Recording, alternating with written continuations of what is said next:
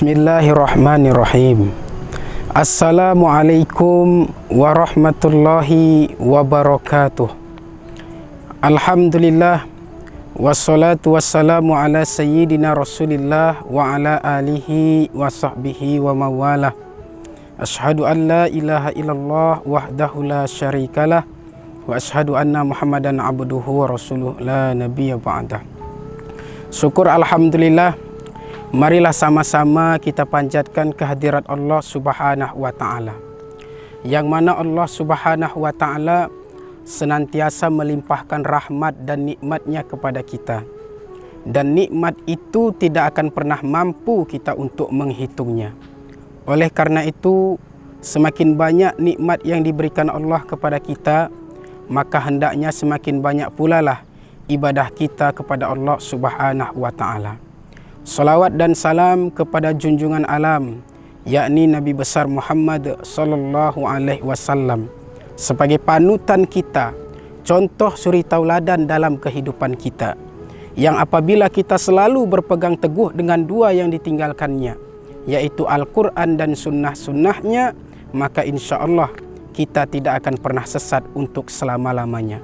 Mudah-mudahan di akhirat kelak kita mendapat syafaat dari Rasulullah sallallahu alaihi wasallam. Amin ya rabbal alamin.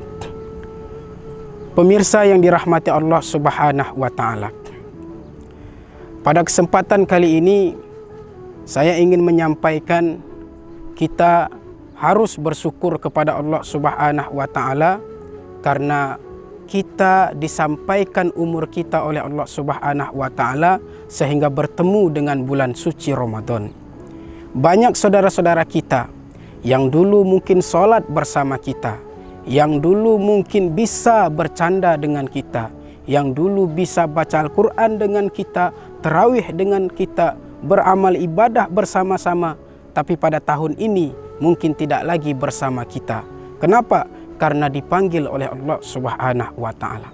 Oleh karena itu, nikmat Ramadan ini sangat luar biasa. Karena di dalam bulan suci Ramadan ini kita diberikan berbagai macam kelebihan, pahala yang dilipat gandakan, keberkahan. Pintu-pintu surga dibuka oleh Allah, pintu-pintu neraka ditutup oleh Allah Subhanahu wa taala. Setan-setan dibelenggu oleh Allah Subhanahu wa taala. Maka hendaknya kita memanfaatkan di bulan suci Ramadan ini dengan yaitu mensyukuri nikmat yang diberikan Allah Subhanahu wa taala, terutama nikmat bertemu dengan bulan suci Ramadan ini. Pemirsa yang dirahmati oleh Allah Subhanahu wa taala. Oleh karena itu, bagaimana cara kita bersyukur kepada Allah Subhanahu wa taala? Pertama, tentu dengan yaitu mengucapkan alhamdulillahi rabbil alamin. Kita memuji Allah Subhanahu wa taala. Yang kedua, kita meyakini bahwa apapun yang terjadi dalam kehidupan kita, bahwa apapun yang kita alami di dunia ini, itu semua adalah atas kehendak Allah Subhanahu wa taala. Yang ketiga adalah yaitu menjalankan apapun yang kita miliki, apapun yang diberikan Allah Subhanahu wa taala sesuai dengan yang diridhoi oleh Allah Subhanahu wa taala. Pemirsa yang dirahmati oleh Allah Subhanahu wa taala. Oleh karena itu, marilah kita menjadi hamba Allah Subhanahu wa taala yang mampu mensyukuri nikmat yang diberikan Allah Subhanahu wa taala bertemu dengan bulan suci Ramadan tahun ini. Dan ingatlah, kita harus yaitu menganggap, tanamkan di dalam hati kita bahwa tidak ada jaminan bahwa kita akan bertemu dengan bulan Ramadan yang akan datang. Tanamkan di dalam hati kita bahwa Ramadan ini boleh jadi Ramadan terakhir untuk kita. Tujuannya apa? Supaya kita yaitu timbul kekhusyuan, timbul keistiqomahan, timbul yaitu semangat untuk melaksanakan ibadah di bulan suci Ramadan.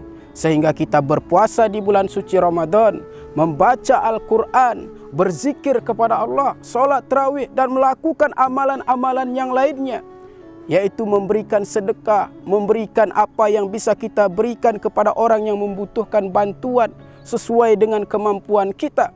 Dan Allah Subhanahu wa ta'ala, sekecil apapun yang kita berikan, sekecil apapun kebaikan yang kita lakukan, semuanya itu dilipat gandakan pahalanya oleh Allah Subhanahu wa ta'ala.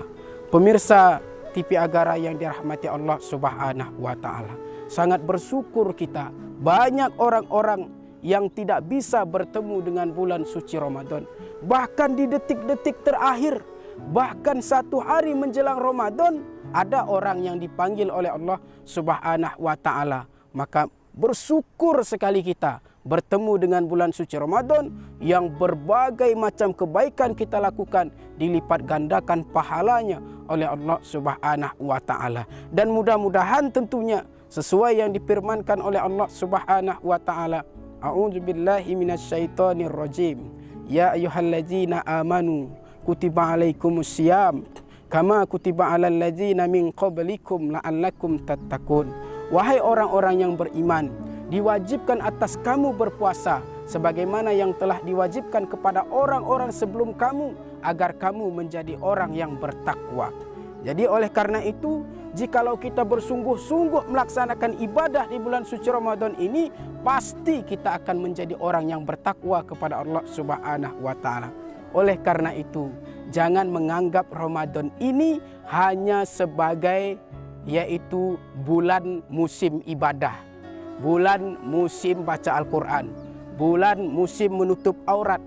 Kalau kita menganggap hanya sekedar musim ibadah saja, maka selesai Ramadan kita tidak heran yang dulunya di Ramadan rajin ke masjid, maka dia tidak akan mau lagi ke masjid. Yang di bulan Ramadan dia rajin baca Al-Quran, setelah Ramadan dia tidak akan baca Al-Quran. Di dalam bulan suci Ramadan rajin dia membantu orang lain menutup aurat, maka setelah Ramadan semua itu dia tidak lakukan. Kenapa? Karena dia hanya menganggap itu hanya sekedar musim ibadah saja. Kalau kita menganggap hanya sekedar musim, maka samalah kita seperti durian. Lagi musim durian, banyak durian. Habis musim durian, tidak ada durian. Lagi musim rambutan, banyak rambutan. Selesai musimnya, maka tidak ada lagi rambutan. Oleh karena itu, mudah-mudahan kita dapat mensyukuri bertemu dengan bulan suci Ramadan ini. Kita manfaatkan, kita berjuang, kita semangat beribadah kepada Allah. Mudah-mudahan nanti kita akan mendapatkan titel takwa kepada Allah Subhanahu wa ta'ala. Dan ingatlah, semua kita ini punya peluang masuk surga dan punya peluang masuk neraka. Tinggal kita pilih, mau pilih yang mana. Itulah dijelaskan dalam surah Ibrahim ayat 7. Allah Subhanahu wa ta'ala menjelaskan, la in syakartum la azidannakum wa la in kafartum inna azabi lasyadid. Kalau kita bersyukur atas nikmat Allah Subhanahu wa ta'ala, maka nikmat itu akan ditambah oleh Allah Subhanahu wa ta'ala. Tapi kalau kita ingkar, kufur, lupa terhadap nikmat Allah Subhanahu wa ta'ala, awas, ajabku amat pedih, kata Allah Subhanahu wa ta'ala. Artinya apa? Orang kaya bisa masuk surga karena kekayaannya, dan orang kaya pun banyak masuk neraka gara-gara hartanya. Bergantung bersyukur atau tidak bersyukur. Kalau ada orang kaya mencari harta dengan cara yang halal, kemudian setelah mendapat harta, tidak hanya ditumpuk-tumpuk untuk 7 keturunan saja, tapi juga berfungsi sosial. Dia bantu pembangunan masjid, dia santuni anak yatim piatu, dia keluarkan zakatnya, maka insya Allah orang kaya seperti ini akan masuk ke dalam surga. Tapi kalau ada orang kaya mencari harta dengan 3H katanya, halal haram hantam terus, tidak peduli hak orang lain, perlu sikut kiri kanan, perlu injak yang bawah, yang penting dapat harta. Lalu setelah dapat harta banyak, lalu pelitnya 17 setan, pelitnya putut mendengut, kata orang alas. Semakin pututnya, saking yaitu pelitnya, jangankan yaitu minta bantuan, nukarkan uang pun gak kasihnya. Padahal ada uang tukarnya, dia tidak mau. Kenapa? Itulah semakin putut mendengutnya, kata orang alas. Kemudian ada kita misalnya pejabat bisa masuk surga karena jabatan kita dan bisa masuk neraka karena jabatan kita. Bergantung syukur atau tidak syukur. Kalau pejabat menggunakan jabatannya dengan sebaik-baiknya, menjalankan amanah dengan sebaik-baiknya, insya Allah dia akan masuk ke dalam surganya Allah Subhanahu wa ta'ala. Tapi kalau pejabat yaitu menyia-nyiakan amanah yang sudah dipercayakan rakyat. Seharusnya dia itu memberikan maslahat, malah memberikan yaitu mudarat kepada masyarakatnya, melakukan kezoliman. Maka pejabat seperti itu akan dilemparkan ke dalam nerakanya Allah Subhanahu wa Ta'ala. Termasuk orang alim, orang berilmu yang tengku, ustadz, kiai, bisa masuk surga karena ilmunya dan bisa masuk juga gara-gara ilmu. Bergantung syukur atau tidak syukur.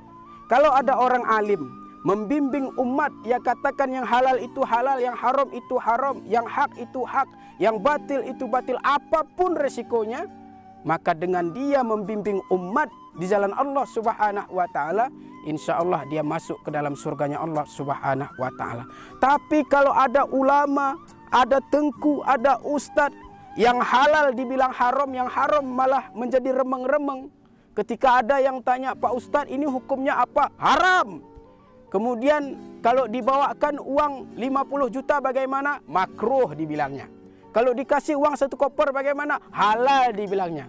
Maka ulama, tengku, ustadz seperti ini akan dilemparkan ke dalam nerakanya Allah Subhanahu wa Ta'ala karena mempermainkan hukum Allah Subhanahu wa Ta'ala. Mudah-mudahan kita menjadi hamba Allah Subhanahu wa Ta'ala yang mampu mensyukuri nikmat Allah Subhanahu wa Ta'ala. Bertemu dengan bulan suci Ramadan ini, kita manfaatkan dengan sebaik-baiknya. Bersyukur kepada Allah, memuji Allah Subhanahu wa Ta'ala, meyakini apapun yang terjadi dalam kehidupan kita itu atas kehendak Allah Subhanahu wa Ta'ala. Dan kemudian marilah kita melakukan, melaksanakan, menjalankan apapun yang kita miliki di dunia ini yang sudah diberikan Allah Subhanahu wa Ta'ala sesuai dengan yang diridhoi oleh Allah Subhanahu wa Ta'ala. Mudah-mudahan dengan bulan suci Ramadan ini, dengan semangat kita, dengan perjuangan kita, dengan kesungguhan kita melaksanakan ibadah di bulan suci Ramadan ini, kita dapat meraih titel takwa. Sehingga selesai Ramadan kita tetap melakukan kebaikan. Selesai Ramadan kita tetap rajin ke masjid. Selesai Ramadan tetap kita menjadi hamba Allah yang betul-betul hamba Allah Subhanahu wa Ta'ala. Terima kasih atas segala perhatian. Mohon maaf atas segala kekurangan. Mudah-mudahan bermanfaat. Billahi taufik wal hidayah, waridha wal inayah. Wassalamualaikum warahmatullahi wabarakatuh. Allahumma sholli ala Muhammad ya Rabbi balik.